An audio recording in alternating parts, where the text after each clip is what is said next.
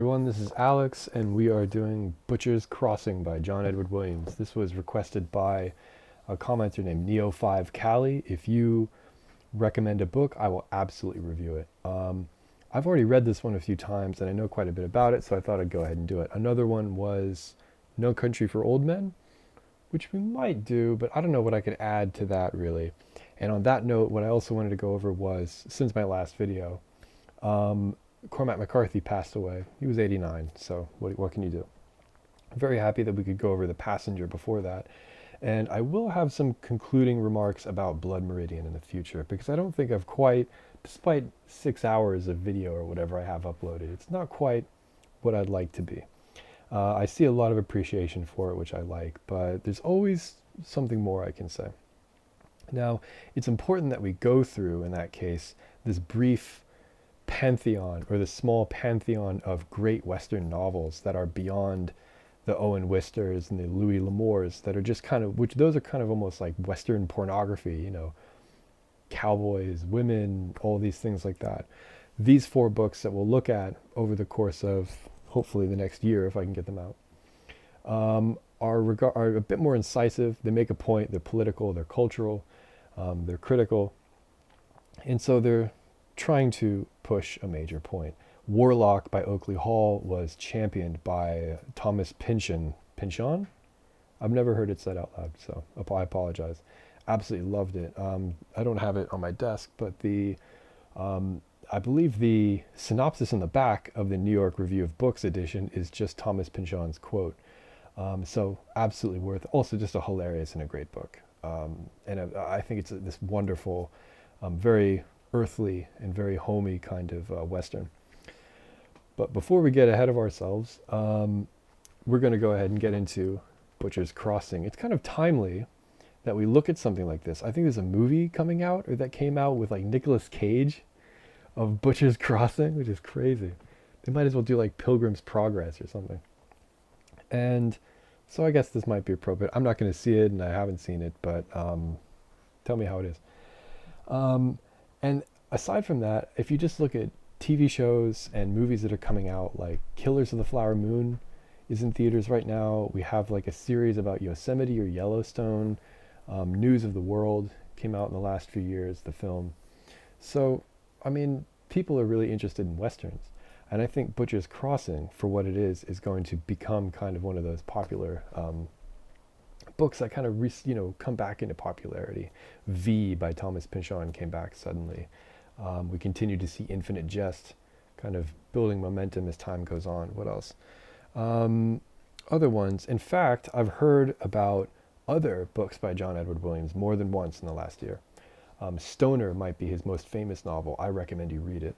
And also Augustus, which might have been, was that his first novel? I don't remember. But the thing about Williams is he is very aware of what he is doing. He is very precise in the way he writes, and he kind of has this transcendental almost style that allows him to kind of move through ideas very fluidly.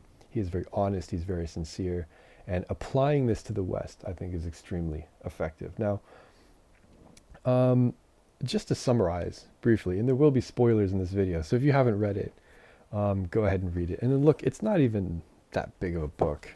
This edition, the New York Review of Books, is 274 pages, but like the way they format it, it's not even like that. But I read this in like 3 days, like maybe about 4-5 hours of reading. So, and it's not terribly involved, the language. You don't need to sit down and like slow down and pay attention.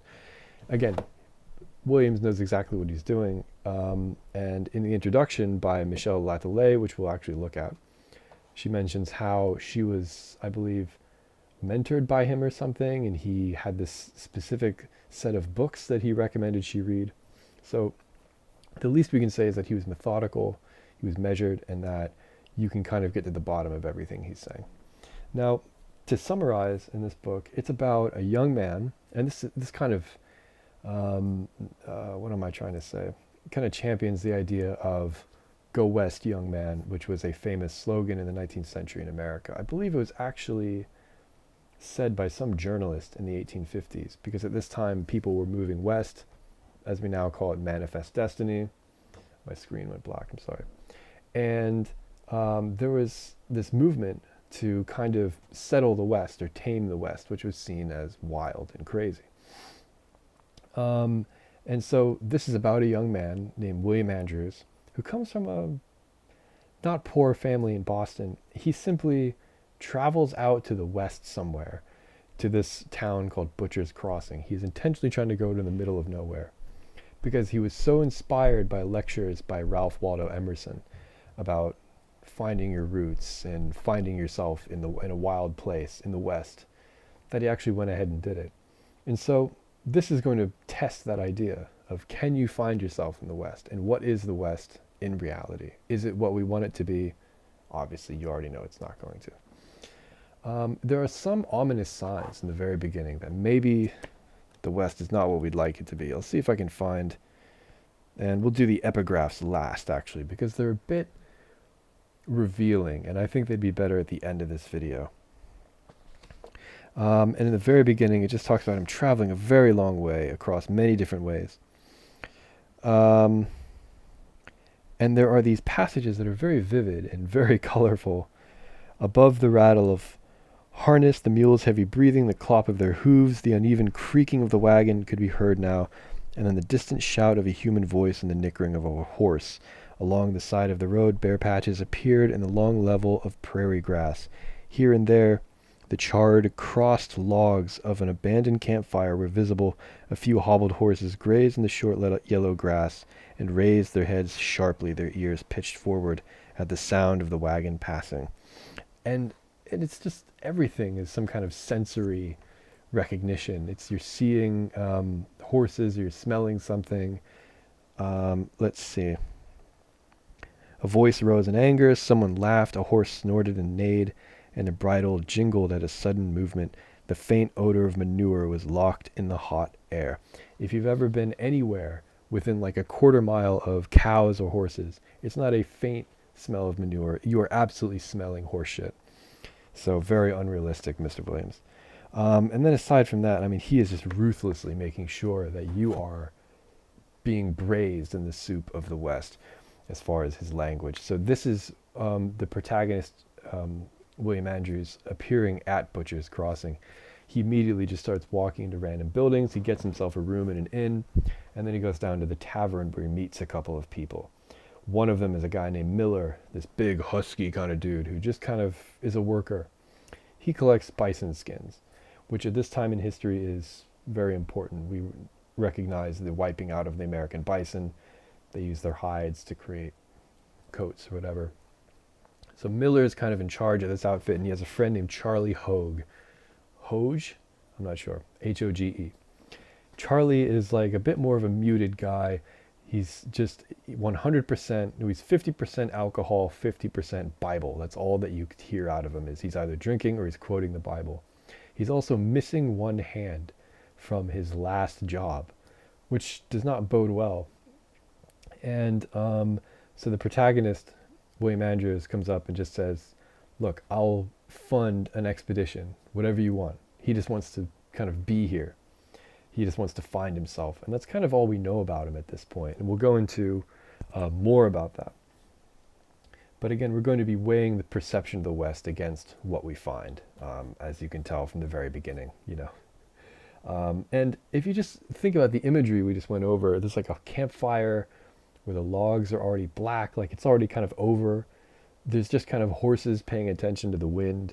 You already have this sense of bleakness where there's a lot described, but not much is actually going on. And I'm always reminded of, I think it was Aaron Copland reviewing, I think it was Ralph Vaughan Williams' Third Symphony. And he was very harsh. He said, it's like staring at a cow for 3 hours or something. And I think that's kind of how I feel about this is, and I know John Williams is great with his language. He just described nothing very eloquently. But again, we're going to have, I don't think that's unintentional. This is like a circular way of him telling us, like, I'm telling you nothing, and that's all that you're going to have by the end of this book. And again, there are spoilers, because if you're going to go over this book, you have to go over every detail. What's his name? William Andrews, I want to say Williams, but it's Andrews. Andrews essentially smacks about $500 on the table, and Miller is just like, okay, we'll do whatever you want. And let me see if I can turn off my screensaver while I talk. And so Miller mentions that somewhere there is, yeah, turn off low power mode. How do I do this? Anyway, Miller mentions that there's an area with like like 3,000 bison, and it's hard to come by. I think this is like on the Colorado-Utah border or something. So they're going into the Rockies, and he says like this is, they might be there, they might not be there. Miller just says, "Here's the money. Let's go find out." We later find out that there's also a third member of this outfit, or technically a fourth, because Miller is joining it, named Schneider. Schneider is this cynical guy. He's always negative about everything. So we kind of think in the beginning like he's kind of an annoying person, and that's going to have a role later on. And maybe the final character in this little group is a woman named Francine, who's just kind of this waitress at the tavern. And they seem to know her pretty well, and she's going to be the love interest for Andrews. And she's going to have a very specific and a very careful role in the narrative overall, which we'll go over. For now, she's kind of a nobody, and I think she'll remain that way till the end of the book, where she's just kind of Andrew's love interest. And we'll go into why. Now, the last person we meet is one of Andrew's father's friends, who is in town here. His name is McDonald. He's just kind of an investor, I believe. McDonald goes ahead and tells Andrews, like, look, I went to your father's church, not because I believed in God. It's because I wanted to network and find business. So he's out here in the middle of nowhere trying to drum up business, probably selling bison skins. And he just says this out loud to Andrews. Andrews like, well, whatever, cool. I'm just here for Emerson. And he promises to buy bison skins if they bring them back. So now we have the money to finance the journey. And then once they get back, they're going to make even more money off the bison skin. Sounds simple enough, right? So that's pretty much all we know at this point in the book. They go on the journey, and now, so I'm going to tell you everything that happens in the book. I don't know what point in the video you can skip ahead to, but it's crucial that we go over these. They have trouble finding, so they is Miller, Andrews, Charlie Hogue, and Schneider. So those are the only people on the trip. They have trouble finding it because it's supposed to be like a gorge or a valley where the bison are all kind of collected. And you get a little bit nervous in the beginning, like they're just out in the middle of nowhere, essentially. And remember, this is the 1850s or 60s or 70s or whatever. Like there's no, they're screwed out there. Eventually they find it, and there's a bunch of bison. So naturally they start shooting. But rather what they do is they scare them into this place with no outlet, and they start running around in this kind of death circle. And that's when Miller sets up his big Sharps rifle, or I think they cycle 2 rifles, and he just, as he says, mechanically or robotically starts shooting these bison as they are kind of whirling around in probably a very large expanse. It's probably not like a small area. And so essentially we have these bison trapped, and periodically they will go and kill a large number of them. And Williams comments on how Miller, who's doing the shooting, is again like a machine. He's just bruising his shoulder. He's just staring down the iron sights. He's literally just an element in this scheme. And a kind of dehumanization, if you will. Andrews is the one cleaning the gun after he fires it and handing him the other one. So he cleans it, recharges it, and hands him the next one. Just again, like a machine. We then get to a part where Andrews is slicing open and gutting one of the bison in a very graphic scene. I mean, Williams tells you everything about what he is doing with his hands. And it's incredible how we focus so much on these crude aspects of what they're doing. Because what we are doing is taking these grandiose, these dreams that have no reality, that are just kind of baking up here in our skull, and we are weighing them against what is actually being experienced and what is actually happening on the ground. And so that's what is happening, is they're killing these animals, they're ripping them open, they're taking their organs out, and they're taking their skin. So they're amassing these rolls of bison skins, like colossal, like a huge amount. They're making a killing, literally. And this goes on for quite a while. And this is, I think, towards the end of the year, which is important narratively. An end of the year in the Rockies means essentially we learn eventually that there's 8 months of winter up where they are. Now, they're using strychnine, I believe, to put on the corpses to keep the animals away. So we have this it is just unpleasant. I mean, everything about it is just brutal and unpleasant. There's arguments, there's tensions. Andrews is out here in the middle of nowhere with people he just met, and they're fighting with each other, killing these bison. Okay, fine. We get enough. We get a good store of them.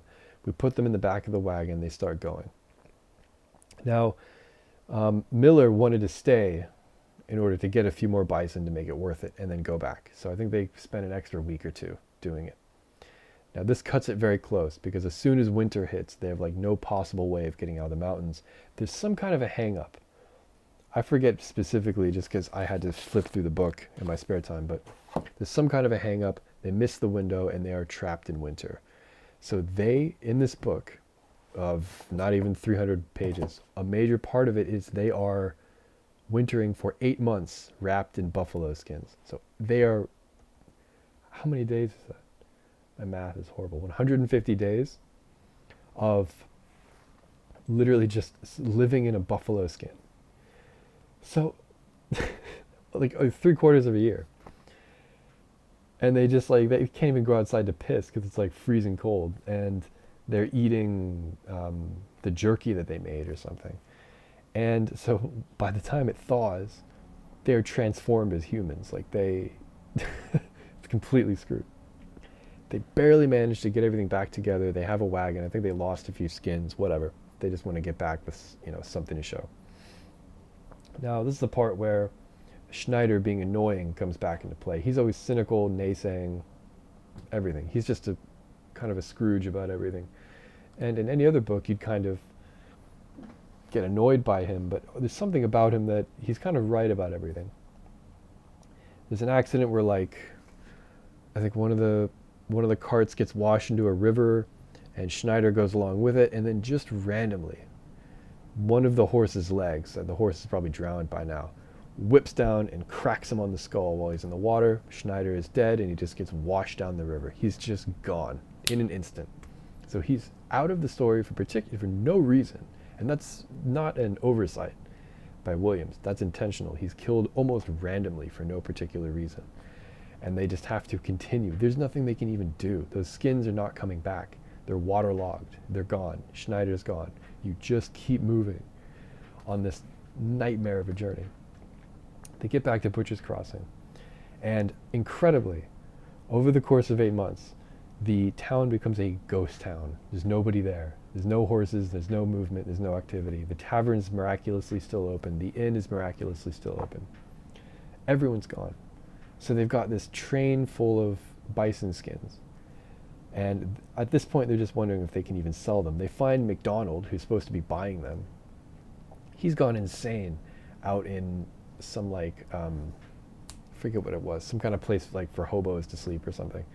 He's just rocking back and forth on his cot, talking about how the market crashed and Butcher's Crossing, everyone left, and he has nothing now, and there's no economy. And Miller and Andrews are just like, what the fuck do we do now? What? Are you kidding me? I mean, Charlie Hogue and Miller like that, really. So they all have these mental breakdowns. Andrews finds Francine again, and they bang. And there's this long, contemplative kind of moment where Andrews is really reconsidering everything. And Williams used some very fancy symphonic language, as we see. And then the next one we see is McDonald and Charlie Hogue trying to convince Miller, I believe that's what's happening, not to set the skins on fire. So he essentially starts a bonfire to burn all the skins, and then Miller rides out into the desert or into the wasteland with Charlie, his helper, just kind of following him out there. Charlie, a human who's driven by nothing but alcohol and scripture, the ultimate comment on the American spirit. And Andrews pretty much just says, well, and he gets back in a wagon and he goes back to the comfort of Boston where he's from. And that's Butcher's Crossing pretty much. Now, we'll go through every single part of this. But really, looking at the themes here, and again, why I mentioned why Schneider is so annoying. He's killed randomly. You start to feel bad for the way that you thought about him, because eventually it will kind of elicit pity. Because, I mean, tragedy befalls all of them in some way. And it's just one of those small elements in what Williams is trying to achieve, which is to destroy the ideal and replace it with something that is real, or at least expose the ideal to the real. Real as an experience lived and taken from this experience, rather than the ideal, which is just applied randomly. It's like a fetishistic idea that you're applying to the landscape. And the way that we see this ideal destroyed or damaged is all over the place. I mean, you see evidence of it in the very beginning, these brutal scenes, a dead bonfire. There's nothing but animals and it smells like shit there, to be honest. And so it's incredible how the first impression, like I read earlier, of Butcher's Crossing, it's meant to be romantic and ideal, but when you go back, it's nothing but harnesses, a dead fire, manure. Is this really the beautiful, elegant West?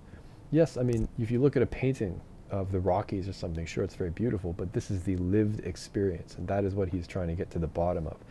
And the entire plot is driven by Andrews slapping money on the table and saying, oh, so you tell me you know where bison are, let's go take a look at them. So money is driving all of this. That's why McDonald is there. He's just there to make money off people. Charlie Hogue is, again, a guy who is nothing but beer and religion.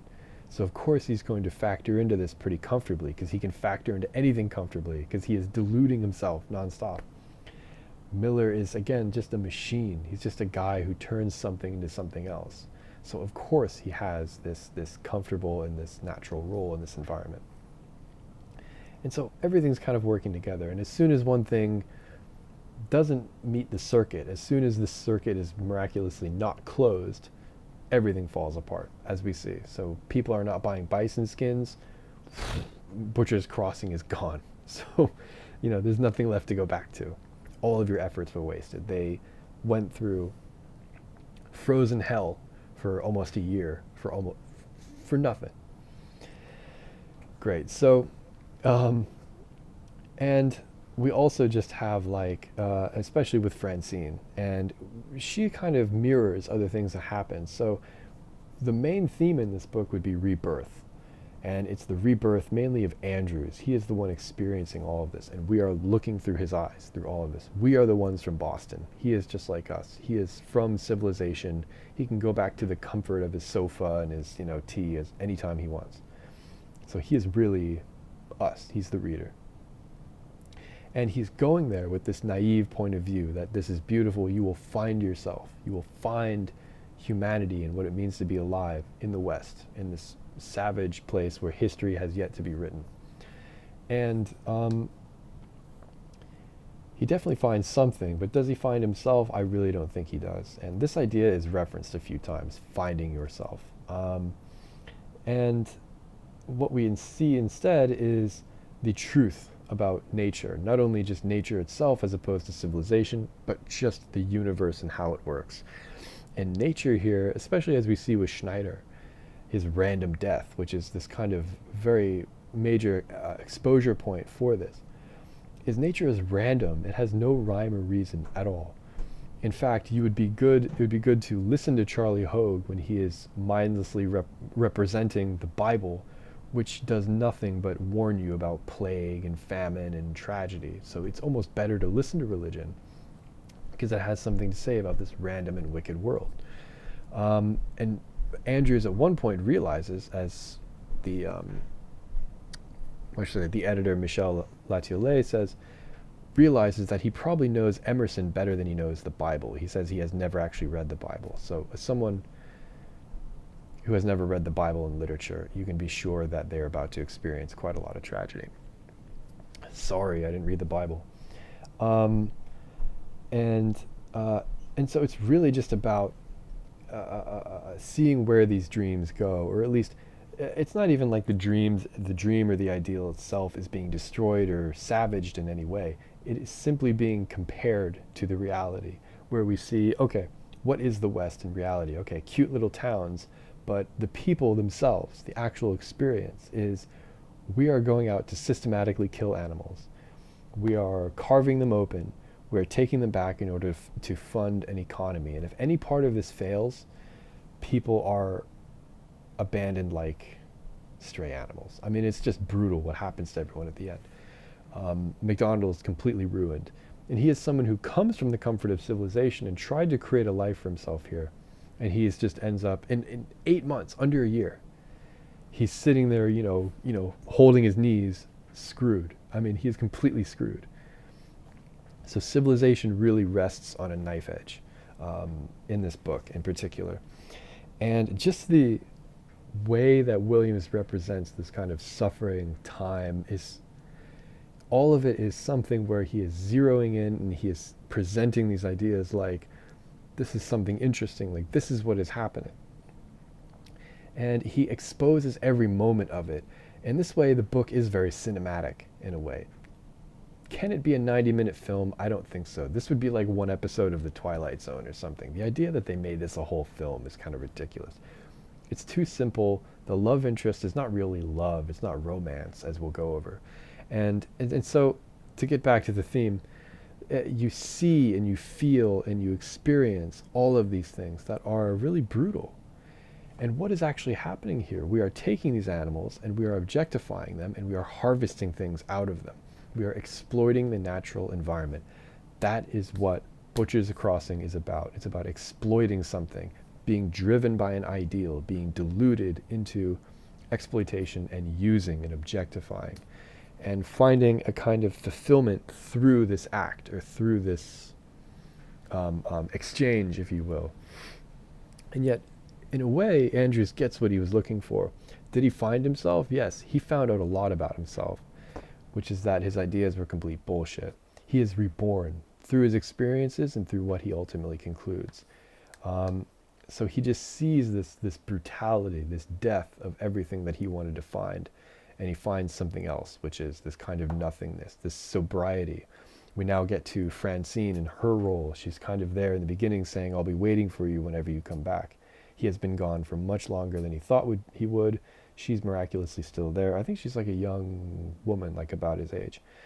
And so once this whole journey is over, he has sex with her, and then he has this moment of clarity, like honestly, like a post-nut clarity, where everything seems to make sense.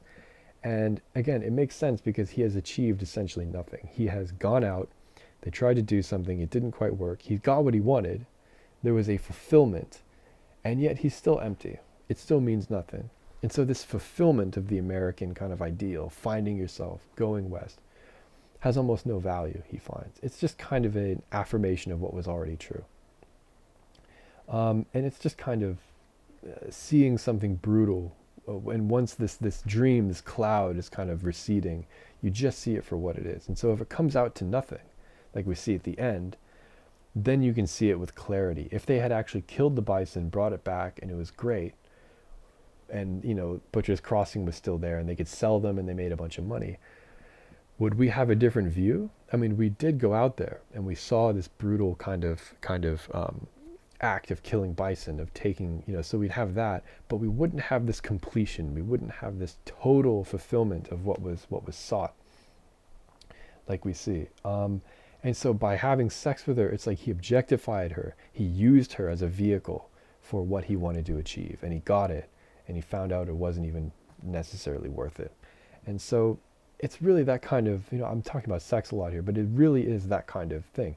Reaching into the bison corpse and ripping something out. It is sexual in its own way. It is kind of this invasion of the body. It is this rebirth. I imagine it's like a locust shell or something. It's kind of accessing and experiencing tragedy in real time. And I think it's kind of similar with his romantic or his erotic interests. You're just there to satisfy an organ in you, whether it's your sense of the ideal or whether it's a sexual drive. It's really like going and taking a piss in a way. And so this thing about finding himself, he found himself in the sense that, again, that he kind of overestimated himself. He overestimated what would happen. And again, seeing these things on the ground, seeing them as they occur, is the ultimate kind of sobriety. And so I guess that's what he ultimately got, was something he couldn't have predicted. And then at the end, of course, when they're burning these hides, and then Miller just kind of rides out, probably to his doom, into the wasteland. It's almost like the spirit of industry, crude, brutal, mechanistic, driven by gains. The spirit of industry, which is insane in many ways, just kind of, it came through Butcher's Crossing, it did its thing, and now it's wafting out into the wasteland. It's like a spirit, if you will. And it's almost set free to its, tragic demise with this final conclusion. Andrews sees all of this start to finish and has no participation. He just shrugs and says, well, back to Boston, And it's incredible how in the very beginning, Williams describes him as having sores from sitting for so long, because he went from New England all the way down to like the Rockies. So he went on like train car, he went on wagons, and so his earliest discomfort is like he was sitting for too long. By the end of his journey, he is rugged, he has a beard, he has gone through the worst of it, living in a bison hide for 8 months, good Lord. And so you can see how this book might have inspired things like The Revenant, this extreme brutality, and the brutality of time as well, and how time kind of works on the landscape, which I could go into for 4 hours, but I won't. Let me look at my notes real quick. Yeah, and at the end of her introduction, Michelle Latiolais mentions other westerns. Did she mention Warlock? Yes, Warlock and Blood Meridian by Cormac McCarthy. Warlock is by Oakley Hall. She places this book among this kind of pantheon. The books, I don't have Warlock with me. Do I have Oxbow? Yes. So you have, I don't prepare anything, I don't edit, sorry. So one of them I would say is Oxbow Incident by Walter von Tilburg Clark. Another one would be Butcher's Crossing by John Williams. Another one would be, is this Blood Meridian? Yeah. I haven't picked this one up in a while. Another one would be Blood Meridian by Cormac McCarthy. And finally, Warlock, I'll put a link to all these in the description, by Oakley Hall. These are considered the 4 kind of progressive or very postmodern or monumental westerns in American literature, because they say something beyond, yeehaw. And each of them has a very distinct point, but they tend to scaffold off one another. Butcher's Crossing is very simple. How do we weigh our idealistic determinations against the nightmarish randomness and chaos of nature, which is, you just put them next to each other and see what happens. Let's see, Oxbow Incident is more about, this was written in the 40s, I think during World War II, or leading up to it. Was it the 30s? When was this written? Am I crazy? I mean, yes. 1940. It's talking about fascism, really. There's a character who is leading people into this very vicious act, giving people comfort to commit this heinous act, which they believe is justified. And it's every moment of the thought process until they get there. Blood Meridian is about, very similar to William Andrews in Butcher's Crossing, a young man who wants to go find himself in the West. And yet the young man in Blood Meridian is very different. He is kind of driven by this sense of mindless violence, which is a theme you see, I think, to the end of the book. And the young man in Blood Meridian is very distinct. He's driven by misfortune, and kind of his life is a bit of a desert itself. And so he's really going there to be someone at all. In the very beginning, you learn that his mother died in childbirth. His father's sick of him, and you'll never see his sister again. So it's very different. I think it's better for Williams to make William Andrews kind of a almost aristocratic member of society, someone who doesn't have to be there. They can see it start to finish with no loss, so they can be a bit more like us, so we can experience it like that. And I think he wanted something that was very critical, and in a very kind of rock and roll way, he's saying like, look at the reality of the situation. Don't worry about, these ideals are going to be savaged by them, kind of passively. It's almost the reality in Butcher's Crossing is replacing what we would like there to be. And so it's actually a very elegant way of doing it, as opposed to simply putting an idea out there and then watching it bleed out and die. Williams is very carefully and very subtly, and he kind of creates the character of nature very interestingly. Just very slowly says, no, it's not like that at all. Here's how it is instead. And it's very sapient to have ideas that are not working in the themes of what we wanted, to simply not give us what we wanted at all. Okay, yeah, the mountains are here, they're beautiful, there's bison, they're beautiful, but we're like killing them and ripping them open.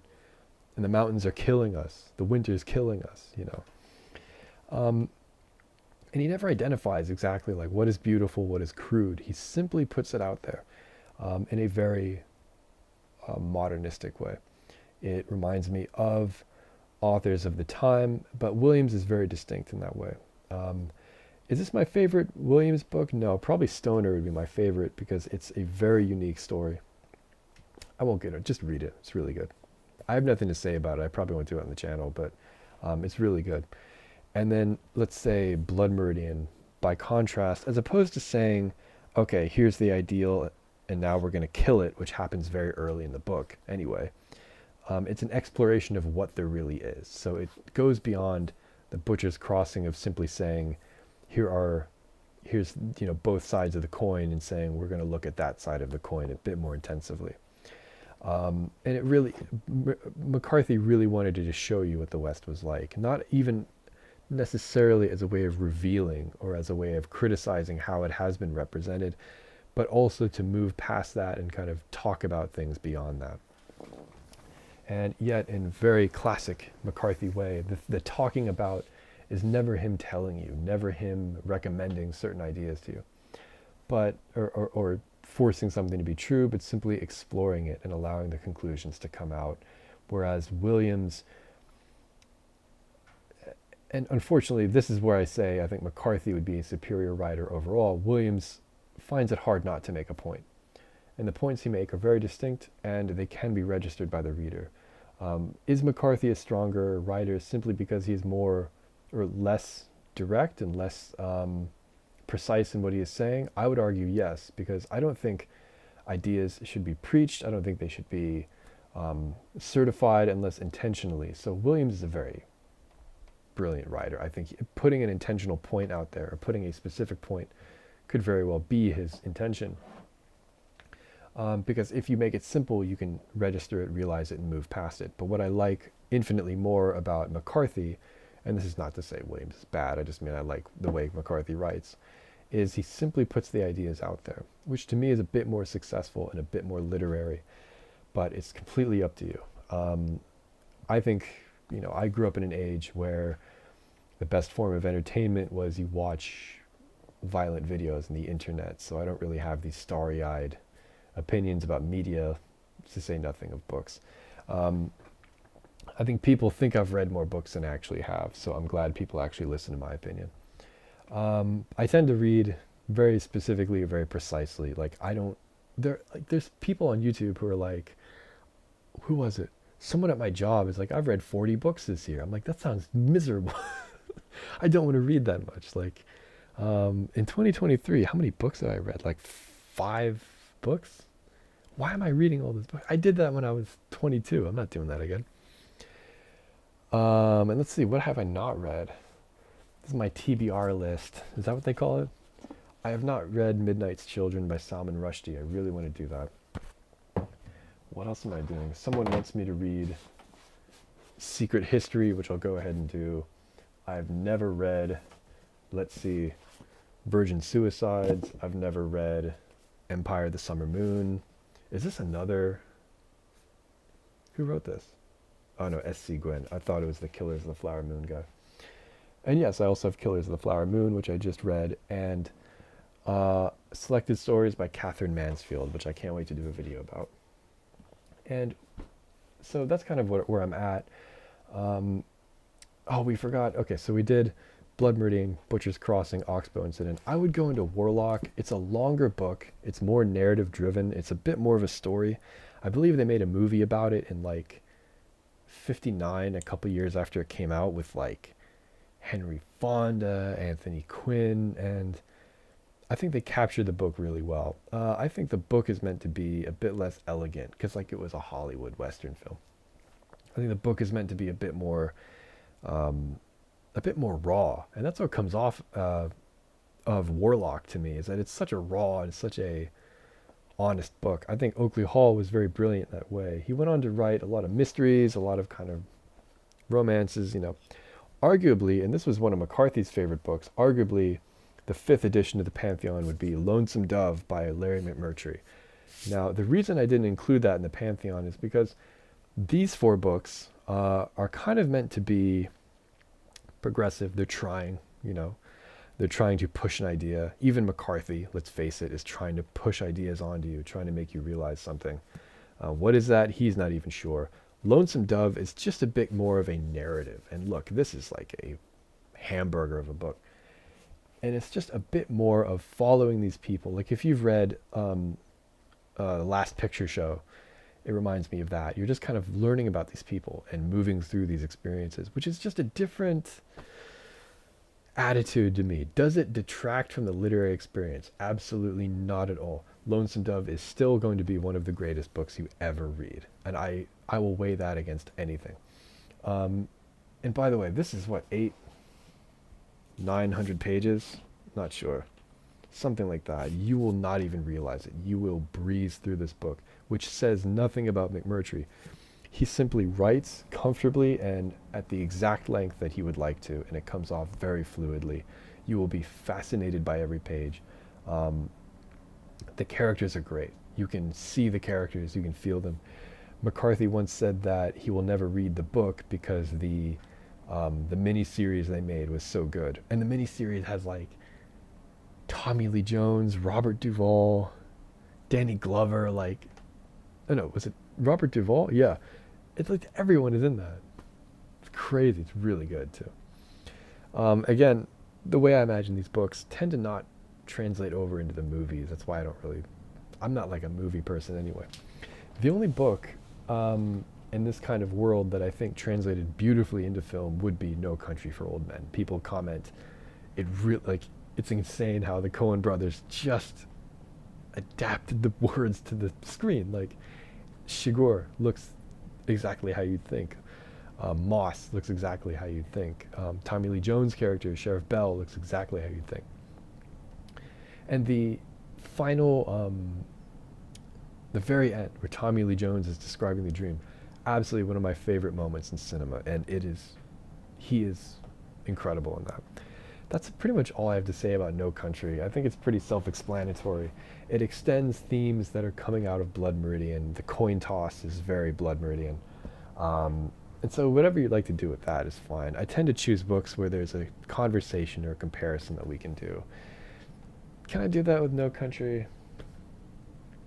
I don't know what I'd say. And before I forget, we will also continue to explore A Little Life by Hanya Yanagihara, which, in the future, which turned out to be a much more involved book than I thought. I'm not done with it because I have a job. But now, what I have to say about this book, this is more of like a blog video at this point. This book will beat you over the head with tragedy. And I'm talking about, by the way, A Little Life. It's just nonstop. Just bad, bad, bad. You have to just look past that, though, because she is clearly providing and pushing through an argument that is much more colorful than that. And chapter to chapter, you see this exploration of what she needs to say at this time. And she's moving through ideas. So in a very Dostoevskian kind of way, she's simply using the story as a vehicle for what she's trying to say anyway. And what is being described here is, in my opinion, a religious comment. The character of Jude he is engaged in this religious kind of ascetic activity, if you will. And before I do a video on this, I would have to brush up on some ecclesiastical things, because it is really it's a religious book. It's essentially, is there religion in the human experience as it is? And are there religious themes and are there religious practices that we continue naturally, I think, in our lives? And that's not to say religion isn't in a particular religion, but this Christian idea of, for example, the character of Jude was, I believe, raised in this school. He experienced lots of trauma in his childhood. Is that a spoiler? Look at the guy. I mean, you just know right away. And it's kind of, how do you rationalize this background, this essential self, with the world at large? And can a character like this even survive in a very fragile way in the world at large? And will the world at large understand how to actually take care of him? Is taking care of someone always the way out of the forest? And it unfortunately, it reminds me strongly of the Divine Comedy, which we will also have to integrate. I have the Longfellow translation right here, the public domain. They sell these like big, hold on. Get my phone. What is this one? Books of Jacob and Destruction of the Medieval Chinese Aristocracy. Oh boy. They sell these big things at Barnes & Noble for like $8, and I just pick it up. It's not the best translation, but whatever. If you know like Spanish or French and you just look at the original Italian of the Divine Comedy, you can absolutely read it. It's almost like it's vernacular. I know Latin, so I get it. Like if you look at it, it's like, yeah, you can almost sight read it. It's not really as difficult as they say. I also read Moby Dick. Am I going to do that? Nah, I'm not smart enough to do Moby Dick, because you have to. I'm not like one of these universal literature critics. I don't know all the lingo, but I know exactly what I want to say. I try to corroborate the intention of the book with the author's intentions. That seems to be the work that we need to do with every book. I know enough, and I wouldn't make a video unless I actually had something to synthesize or put together. In this one in particular, I'm trying to distinguish Butcher's Crossing from his canon, the Western, and also the Great Westerns. So that's a disclaimer, but I fully recommend commenting, telling me what you think if this is useful at all, this video. Again, I mainly just want to go through elements in each book, see what's interesting, see what convinces you to read it. Even if you watch this video before reading the book, I still think there's so much to explore in the book itself. It's short, it doesn't have much to it, but it is, again, very cinematic. I can imagine it being like a 30-minute episode of a TV show or something, and it might be really good like that. Are they going to pull it off in a theater film? I don't think so, but good luck to them. Anyway, in the future, we've gone over some stuff. There will be another video about Blood Meridian, because I do want to wrap it up, and then we'll see what else people request. And again, please comment with whatever video you want me to review. I will read the book from start to finish. It's getting really late, and I will do research. I'll come up with something great to say, and I think you'll enjoy it. So again, thanks so much for all the support since my last video. We have a huge number of new subscribers, which I did not expect. I thought I would just do this until I got a job and then do something else, but people are really turning out, and I really appreciate it. I really just want to do these videos for fun.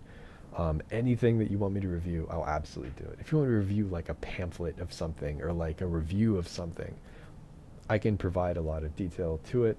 I enjoy doing this. I have like Mondays and Fridays, I'm not too busy. That's usually when I do all my research. Like I jammed this out 2 weeks ago in a notebook to do this video, so I'm always willing to put the time in. And again, please subscribe if you want. I'm not going to do the whole spiel, but be sure to comment if you have anything to say. If you think I'm full of shit, go ahead and tell me. Anyway, thanks so much for watching, and thanks for all of you guys' support, and please tell me what to do next.